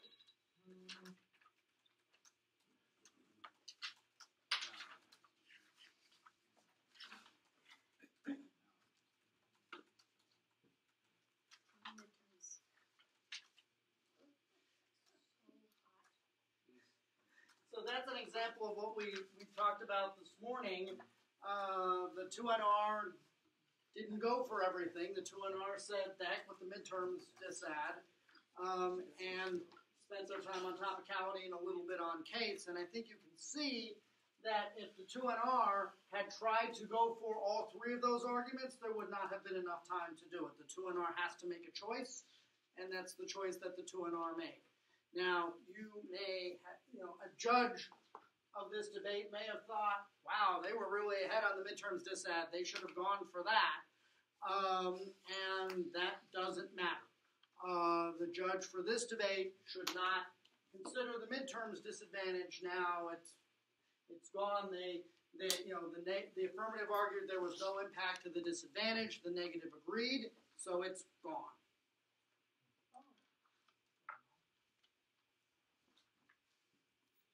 We're not supposed to consider any of that then. Because they conceded, though, right? I know, but it's like they conceded because their argument was so good, right? Yeah. But I mean, it's weird that it's just wild to not consider that now for Their argument, let me think of it this way. Their argument was a reason why the disadvantage was wrong, but it wasn't a reason why they should win the debate because of it.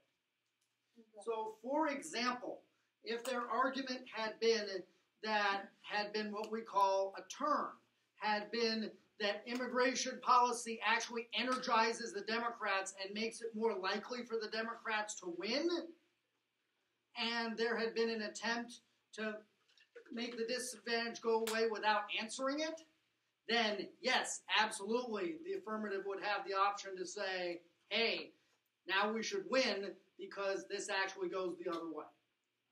But when we have this, the situation that happened here, which was just what we call a defensive argument, it's just they shouldn't win because of it, it's really not a thing, then the negative can say, yeah, you're right, it's not a thing, there's really no impact, and so goes away. So just back to the case. Yes. It's the difference between offense and defense. They made defensive reasons as to why we shouldn't win, but didn't make offensive reasons as to why they should win. So it's a moot point at the end of the day, and we can just stop talking about it.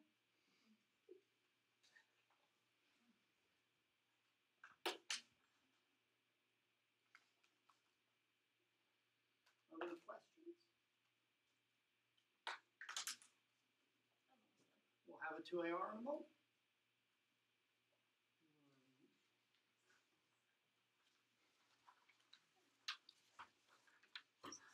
We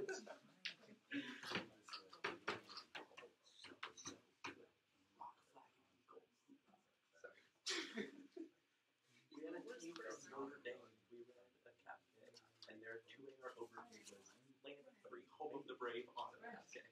Oh, Hedge is so good, onto the Cascade.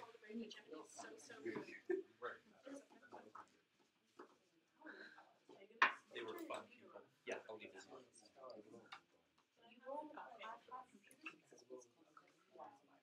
How many tabs do you have the last one? Oh. You have a lot of tabs. How many tabs?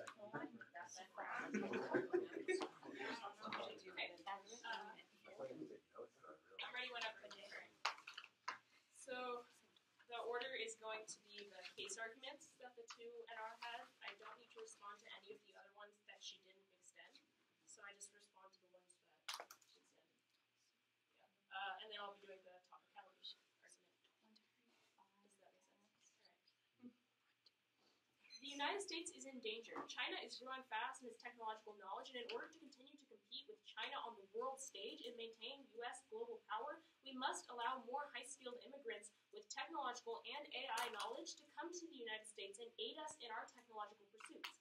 In order to maintain the international structure as it exists today, we must maintain the U.S.-led system, and the affirmative plan is key to that. The only argument that the negative makes coming out of that last speech is that the Chinese want regional control, not global control. First of all, this isn't a reason that you shouldn't vote for the affirmative. First of all, because we talked about Russia too, but also because if there's a 1% chance that China might want global control or might fight for it in the future, then you should definitely vote for the affirmative. But the argument also does not make sense because regional control and international control are intertwined. China taking over their region means conflict with the U.S. as they will disrupt our allies such as Japan, South Korea, Vietnam, and the Philippines. These are all regions that have been implicated by China's South China Sea conflicts, which is an empirical example of this. There's still a reason to vote for the affirmative case coming out of the 2NR. They have granted us 100% solvency, which means that we can definitely overcome the AI shortage, and that we can definitely solve global power war, because they just chose not to refute that. I'm going to move on to the topicality argument, which is the only argument they have standing in this debate. They say that that legal permanent residence is the only form of legal immigration. I'm going to extend the we meet argument here. They fundamentally do not understand that the 1AC is talking about legal permanent residence, which means all of their arguments go away about fairness. I'm going to read you a line from the 1AC that proves this. The plan solves by allowing the U.S. to attract sufficient number of permanent skilled immigrants to meet technological needs. That's from the first speech in this debate. They should have read a different interpretation.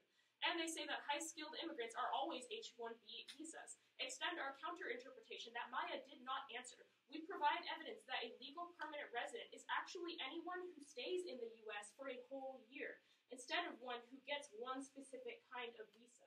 This means that none of their arguments about us being unfair matter, because our counter-interpretation defines legal permanent residence as anything after a person stays here for a year. We think this is the best model of debate because it allows us to talk about refugees and people who stay here for a shorter amount of time but are still considered immigrants by the U.S. legal code. Even if they aren't considered legal permanent residents and you believe that argument, you still believe that the resolution is about immigration, and that is the most important thing. We are central to the topic. They also say that the affirmative has the advantage in this debate. If this were true, debaters would lose every negative round and win every affirmative round, which just isn't what happens. The argument that we made in the 1AR was pretty much that the negative block, their ability to talk for 13 minutes in the middle of the debate and my partner to have to answer that in 5, means that the sides are balanced. The debate was deliberately designed that way. That means that we should both have equal fairness, and if we win, that we are reasonably close to discussing the topic, which is legal immigration, and that the affirmative promotes legal immigration, which we do, then we should win, because there's no fairness violation, and they should have been able to prepare. I think that's reasonable enough. If they say they can prepare for EB-5 visas, which is a discussion of working visas for the United States, they should have been able to prepare for H-1B visas or working visas, which is what the affirmative promotes. Coming out of this debate, there's no reason that you vote for the negative team on topicality if we win a chance that they could have argued against the affirmative, which they definitely did. It's not our fault that they kicked the disad and decided not to go for it. It was probably a better argument, but there's nothing they can do about that now. They should have gone for that argument or the counter plan. You shouldn't vote down the affirmative just because the negative didn't take advantage of the equal fairness that they had in this round. This is the most common app on the topic, and they should have been able to prepare for any kind of affirmative talking specifically about immigration and legal immigration, as this one does, with advantages that are the largest discussion on the topic.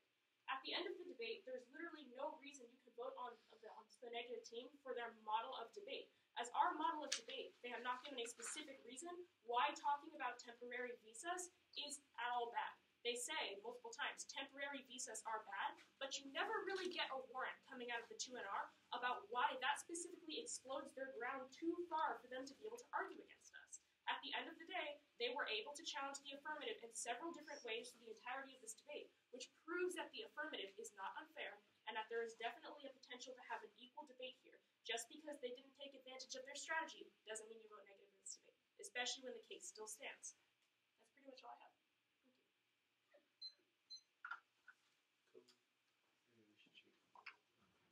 Oh no, I'm like so sick. Don't do that. He's trying to melt his head on the laptop. It's really hot. I'm embarrassed to ask these questions that I should know, but what are they talking about when they say the status quo? Does that mean the 1A, what's affirmative, or does it mean what are It means happening right now? what is happening now. Like our life without Yes. this app. Yes. Happening. Okay.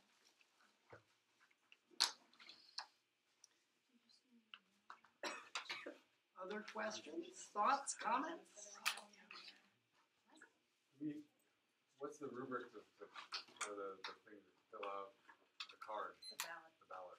Right, so you would get a ballot that would have speaker points 1 to 30, and actually the ballot you'll get next week if you're judging there has all these boxes you can check if you want. You don't have to. And then when you're deciding the debate, it's just, and there's actually a space on the ballot for comments for each individual speaker, the ballot you'll get next week. And then the bottom is your reason for decision. And that's where you would write what your reason is for deciding this debate. Would you be willing to, no, that is bad, isn't it, to ask you to judge this for us? Kill me if I do. I In can't. front of your No, I think you can because we don't care. Yeah. No, we couldn't care less about this. About the outcome, it doesn't affect anything. Your computer's about to die, Jack. Yeah, it sounds Goldberg, like do you have anything to say before I stop the recording? Maybe you should get the decision on the recording. You should give the No, decision. we should not. No, No, you don't have because to. I don't want to influence the world at large. all 37 people who will watch this video will. Or maybe they Pretty one of those on Mark watching it. like Yeah, really maybe you guys can self-judge. We can do that. That's a whole other debate. No. Well, what do you all think? Yeah. I think we needed to take the dissent. I didn't like certainly in parent debates it's harder to win the dissent. Yeah. The counterplan wasn't a net benefit to the dissent. You couldn't. So like the counterplan, the way it like kind of was, the dissent wasn't a net benefit to it. They were like two ships passing in the night. We couldn't have won on the counterplan because there was no like net reason why it was better. And our arguments were fire on the counterplan. Your arguments on the counterplan were okay. I think you just need to accept that one. No, they were not good. The case arguments on our end could have been explained better. I don't know why Hagen put in that AI good card. I told him not to do that. You saw me put it in. You pointed it and at it and then kind of like shook your head. And I was like, okay, so you're not going to put it in there. And then he did anyway. I could have done a better job answering the topicality argument in the 2AC in my first speech, mostly because I knew they were probably going to do that and go for it. So I should have done a better job elaborating on why we were going to meet their interpretation. Also, we shouldn't have said H1B in the cross-examination, because that's not what the app is about. So Yeah. we just kind of messed that up. I shouldn't have said that. We probably should have had some offensive arguments on the dissent. Oh, yeah, that would have been good. That would have been good, because then they would have had to, like, extend the dissent. if we put an offensive argument on the dissad, it would have been harder for them to do that thing where they were just like, never mind, we're just not going to talk about it anymore, it's canceled, we're keeping it out, because they would have had to answer the arguments we had on there. That would be a reason to vote for us. And they said, like, never mind, was that fiat? No. Or, okay, Just kicking. Okay.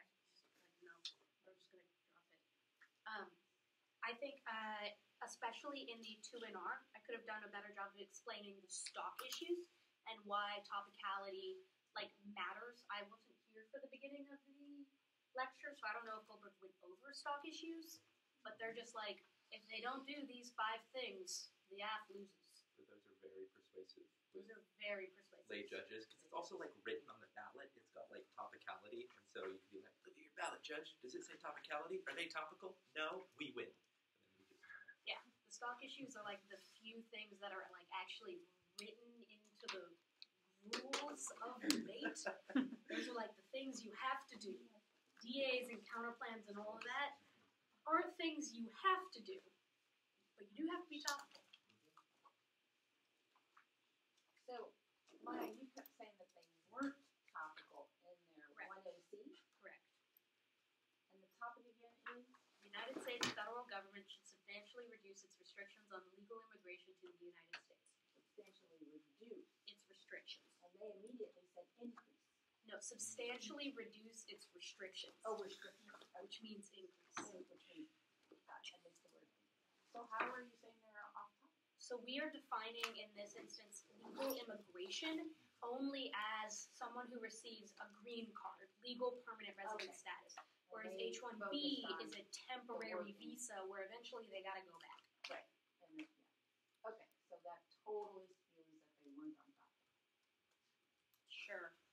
Yeah, and let me say, this is a debate we're going to engage in and hear a lot about whether visas are part of the topic, about whether visas are legal immigration or not. Because if visas are not part of the topic, it's a much narrower, there's a lot fewer things to talk about. So they were, to me, bringing up the fact that this is one of the most common asks that people make. At least that was some response to your. I mean, that was really, really good that you had them on that. But wouldn't allowing more H-1Bs and giving them more of a path to citizenship, wouldn't that be reducing the restrictions on legal immigration? Wouldn't that be? But yeah, but right. they H-1Bs don't lead to yeah, if they would have said that, I don't know if that would. They could have said that. They did that. Right, and then I'll ask you guys this too, and everybody. Okay, so like, I'm not super confident about the topicality.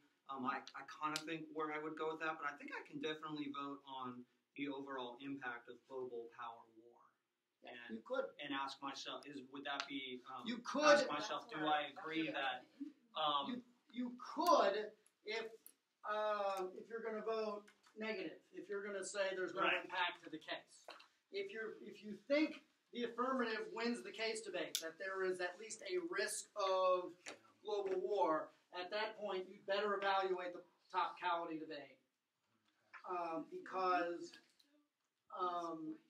even if the affirmative wins the case debate, that doesn't mean they win the debate. They have to win that they're topical too. So we do have to answer that topicality. So, I mean, you could say, I don't even have to worry about this dense topicality debate. I think they win that there's no impact to the AF because there's no risk of China war.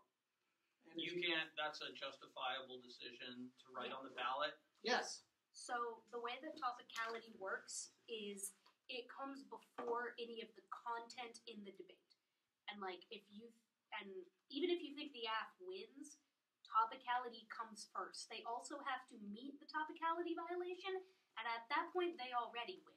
If the AF is topical and the neg is going for T, AF wins.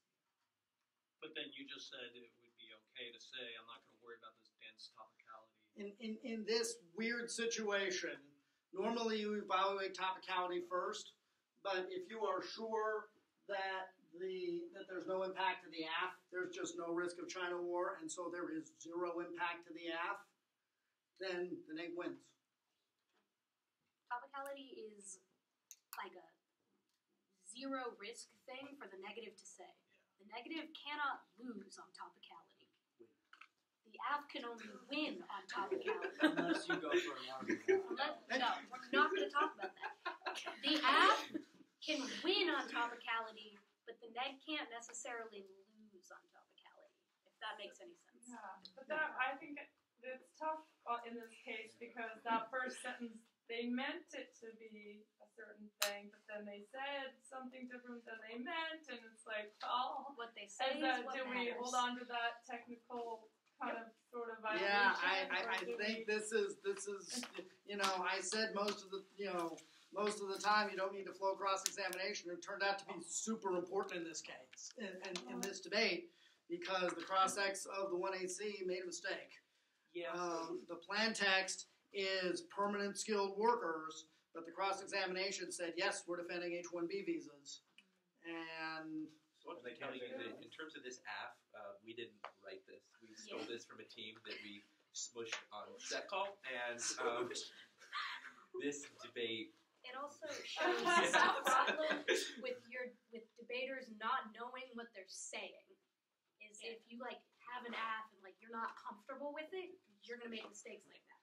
But let me say that particularly at the first couple of tournaments, but this will happen throughout the year, particularly in novice division, you'll get people of all skill levels. You'll get people who it's their first debate of their life. Be nice. No, I have seen ballots, particularly in the league. You are unprepared. Why are you here? You shouldn't be here. Please don't do that. So they do get the ballots back. They do get the ballots back. There's Yes. a comment area, so I guess we'll know when we see the ballots. I mean, there's a comment area that you may or may not, and clearly we won't know what not to put. But Yeah. what are you supposed to put? You not should. make up shoes and harsh commentary. Yeah, you can put comments about, sort of speaking style and that sort of thing, and things that somebody might be able to do better in your mind. But then at the bottom of the ballot, in the league ballot anyway, is the reason for decision. And that is where you would write a decision, based on, the arguments in the debate. Constructive criticism. And I guess, should I give an example? Yes. Yeah. Okay. I would say I would vote negative on topicality in this debate.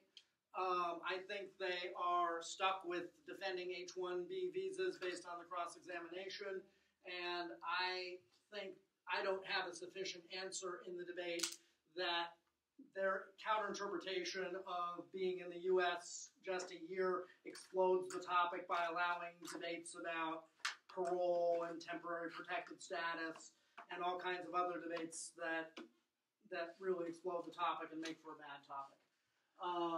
I don't have a great extension of the counter-interpretation in the 1AR, and I think they're just behind on the interpretation debate, and so that's why I would have voted negative. And I hope that's an example that I tied it to the arguments in the debate. So one thing I'm not clear for the F. These are people come on H-1B and then they have a term, the term of employment. Yes. So when that ends, these people who are already here on H-1B get a greater chance of getting permanent status, or no, they don't. Okay. No. And if somebody is here on an H-1B visa and they are fired from their job or their visa ends, they are gone. And in some countries, they have requirements that once your H-1B is done, you have to go back to your home country for 2 years before you can go anywhere again.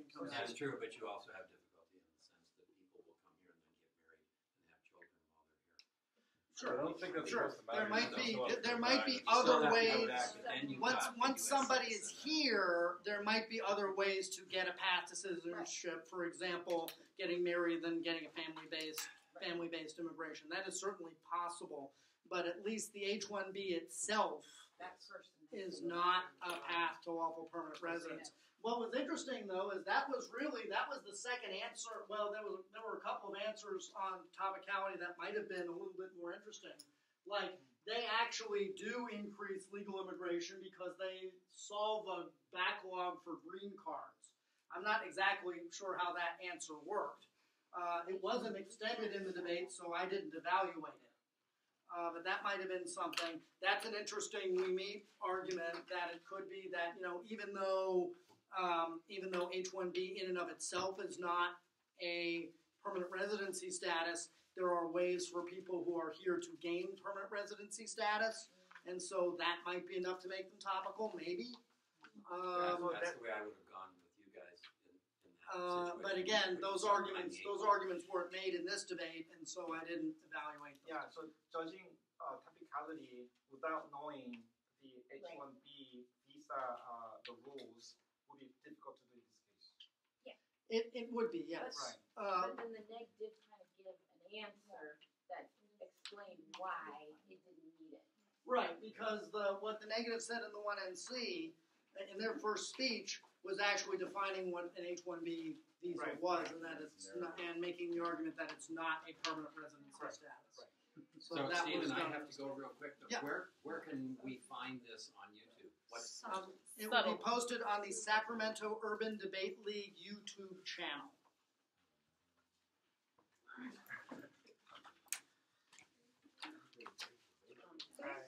Good job, guys. Fantastic.